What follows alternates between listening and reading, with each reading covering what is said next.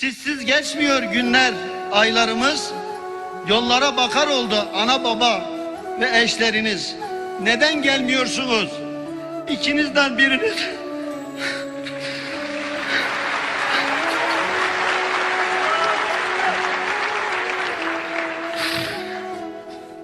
Özür dilerim, kusura bakma.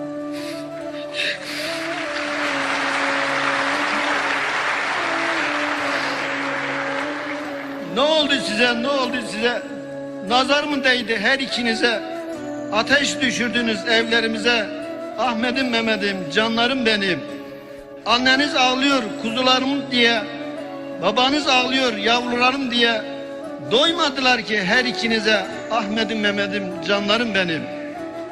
Size rüyalarda hep görür olduk.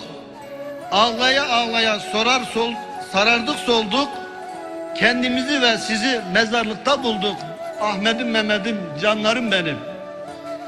Ali Hocalı köyü mezarlık yolu, sizin için yapıldığı bu toprak yolu, mezarınızın başında insanlar dolu dolu. Ahmet'im, Mehmet'im, canlarım benim. Hepinizi saygıyla selamlıyorum.